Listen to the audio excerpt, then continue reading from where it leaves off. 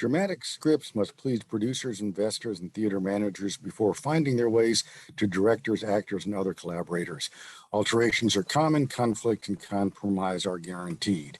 Beyond the Horizon exemplifies this process. The play changed radically over 3 days, 2 weeks before its premiere and 7 before its initial publication. O'Neill began writing Beyond the Horizon in winter 1918. The first edition was published March 1920. In 1919, the producer John D. Williams had optioned the play. When he arranged the production, he insisted on cuts. The pruning took place in January 1920, too late to be accommodated in the first edition. The watershed date is January 15, when a drunken O'Neill huddled with leading man Richard Bennett and agreed to cuts that Bennett had already marked without the playwright's knowledge. Bennett fashioned a star vehicle from an ensemble piece. He did so by slashing Ruth Mayo's lines, pruning references to Robert Mayo's sickliness and sexual ambiguity, softening two supporting characters, Robert's brother Andrew and Ruth's mother, Mrs. Atkins, and thereby suggesting that Ruth's misery testified to her culpability, not her ill fortune. This version premiered uptown on February 3, 1920. The text that records the changes would not be published until 1924. O'Neill's original Robert is sickly, effeminate, and hovering somewhere between queer and asexual, thus innately unable to advance the domestic romantic plot at which the play's opening gestures. A stage direction in both editions calls for Robert of delicate mien. In the first edition, Robert presents his delicateness as a fixed idea held by the rest of the Mayo family. And so it is there. Robert's sailor uncle, Dick, regards his nephew's infirmities as the result of a baby coddling that Robert will forget when he's hauling hell-bent on the braces with a green sea up to your neck and the old hooker doing somersaults over you. But Robert, in this edition, has already told Ruth and us, I'm never going to grow up if I can help it.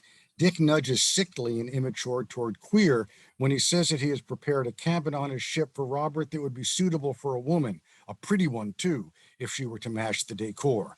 This appears in both texts, but goes nowhere in the second, where it merely attempts light comedy and winks the durable linkage of nautical life and homosexuality. In that edition, Robert's failure to please his wife is indexed to a shrewish Ruth, rather than to a young woman frustrated by her husband's lack of the conventional manliness that she has been socialized to expect. Andrew expresses his doubts bluntly. Twice in the first edition, he offers to hire a real man to assist Robert on the farm. Robert is on hand for the second iteration, which becomes a non-censorious good man in revision. These utterances cooperate with Ruth's admission to Andrew, also excised in revision, that she and Robert have not lived together as man and wife for 5 years. Weakening this motif compromises an exchange that had been highly dramatic in the first edition. In both texts, Ruth's climactic outburst at Robert in Scene 2 trades in a pointed comparison to Robert.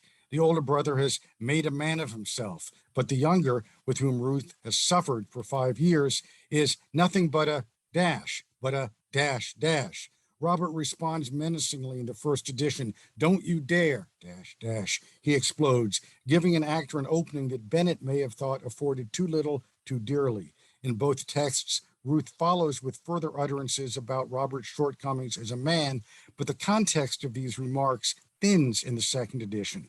It is easier there to hear the word failure in Ruth's ellipses and harder to ignore more visceral alternatives in the first. O'Neill's original Ruth was a woman of simple but sincere aspirations, living the sort of domestic hell that O'Neill would later excel in creating. When she tells Robert that she's just a homebody, keener on marriage than on wandering about fantastically, we recognize a desire valid in its own terms and definitional in a great deal of drama. We see, too, the expression of a dignified longing for the romantic companionship that Robert cannot provide. So imagine perhaps that Ruth wants a comedy, a marriage play, then savor the sad irony. The Bennett version is much shorter than O'Neill's original version, and virtually all the cuts come from Ruth's lines. Also diminished is the indirect characterization that established the unfairness of Ruth's plight. The prototypes of Andrew and Mrs. Atkins had fleshed out Ruth's character by helping foster her depression, initially postpartum, which the later text would present as petulance and spite. Andrew's cruelty salts his cluelessness in the second edition, but overwhelms it in the first, in which, for example, he twice blames Ruth for Robert's death, once telling her that he'd have killed himself or killed you, had she been his wife. Mrs. Atkins is awful in the second edition, but outrageously so in the first, where her talent for needling fomentation is developed in more lines of her own and given greater prominence in Ruth's lines. The lack of restraint in O'Neill's initial version had emphasized Mrs. Atkins' corrosive effect on Ruth, thereby bolstering our sense of Ruth as an object of pity rather than contempt. Which Ruth and which Robert will we see in the O'Neill Foundation's production?